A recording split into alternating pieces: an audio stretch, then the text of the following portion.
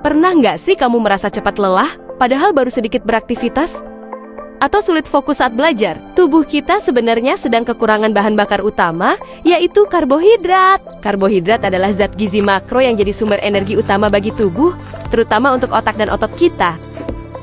Ketika kita mengonsumsi karbohidrat, tubuh akan memecahnya menjadi glukosa, yaitu bentuk gula sederhana yang langsung digunakan sebagai sumber energi. Glukosa ini kemudian dialirkan melalui darah ke seluruh tubuh, agar setiap sel bisa berfungsi dengan optimal. Makanya, kalau kamu kekurangan karbohidrat, tubuh bisa terasa lemas, sulit konsentrasi, bahkan cepat lapar.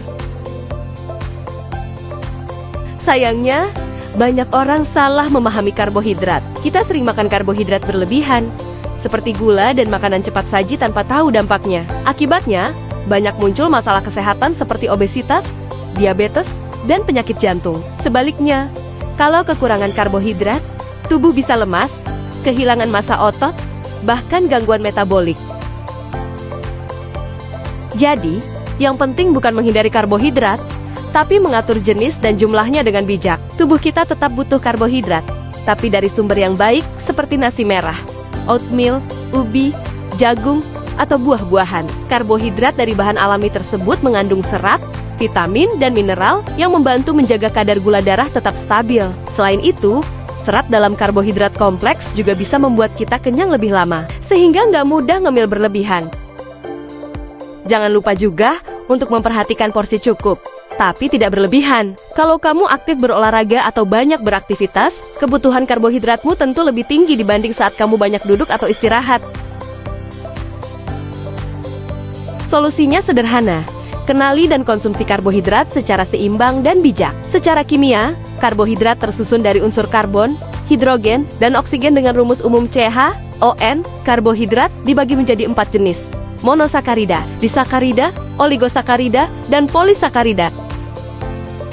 Dalam tubuh, karbohidrat dicerna mulai dari mulut oleh enzim amilase, diserap di usus halus, lalu diangkut ke hati dan sel-sel tubuh untuk menghasilkan energi berupa ATP. Penyerapan karbohidrat. Penyerapan terjadi di usus halus atau yang disebut jejunum dan ileum. Hasil pencernaan berupa monosakarida yang terdiri dari glukosa, fruktosa, galaktosa, dan diserap oleh dinding usus. Glukosa dan galaktosa masuk melalui SGLT1. Fruktosa lewat GLUT5, lalu semuanya dialirkan ke darah melalui GLUT2 menuju hati. Transportasi karbohidrat. Monosakarida dibawa melalui vena porta hepatica menuju hati, kemudian glukosa disebarkan ke seluruh tubuh lewat darah. Proses ini diatur oleh hormon insulin untuk menurunkan kadar gula darah dan glukagon untuk menaikkannya. Utilisasi karbohidrat.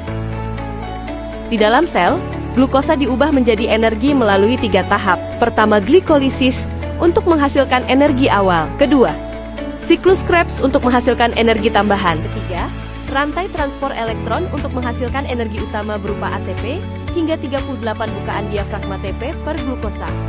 Ekskresi karbohidrat. Karbohidrat umumnya tidak dibuang langsung, karena hampir semuanya digunakan sebagai energi. Sisa hasil metabolisme berupa CO2 dan H2O dikeluarkan lewat paru-paru dan urin. Jika kadar gula darah terlalu tinggi, sebagian glukosa bisa ikut keluar lewat urin, atau disebut glukosaria, seperti pada penderita diabetes pada umumnya. Kelebihan glukosa akan disimpan sebagai glikogen, dan bila berlebih lagi, diubah menjadi lemak. Kebutuhan karbohidrat harian rata-rata orang dewasa adalah sekitar 130 gram per hari. Sumber karbohidrat terbaik berasal dari nasi, gandum, jagung, umbi-umbian, buah, dan sayur. Proses ini menunjukkan betapa pentingnya karbohidrat bagi kehidupan kita sehari-hari. Tanpa cukup karbohidrat, tubuh akan kesulitan mendapatkan energi cepat untuk berpikir, bergerak, atau bahkan bernapas. Namun, penting juga untuk memperhatikan kualitas karbohidrat yang kita konsumsi. Pilih karbohidrat kompleks yang mengandung serat tinggi, karena selain memberi energi tahan lama, juga membantu pencernaan dan menjaga kadar gula darah tetap stabil. Sebaliknya, batasi karbohidrat olahan seperti roti putih, kue manis, dan minuman bergula karena bisa memicu lonjakan gula darah dan penumpukan lemak. Dengan pola makan seimbang dan sumber karbohidrat yang sehat, tubuh akan tetap bertenaga, fokus, dan siap menjalani aktivitas setiap hari.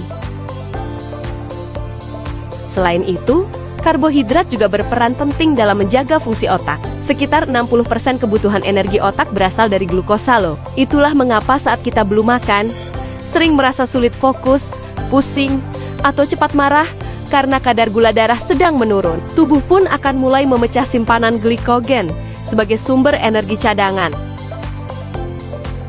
Kalau kondisi ini terjadi terlalu lama, tubuh bisa memecah jaringan otot untuk menghasilkan energi yang tentu tidak sehat. Maka dari itu, jangan lewatkan waktu makan dan pastikan setiap menu kamu mengandung sumber karbohidrat yang cukup.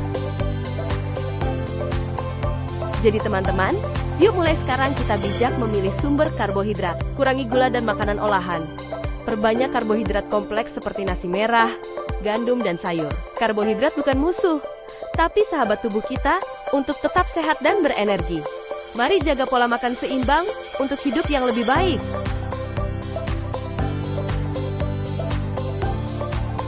Ingat, dengan mengonsumsi karbohidrat akan menghasilkan energi untuk hidup sehat. Terima kasih sudah menonton. Wassalamualaikum warahmatullahi wabarakatuh.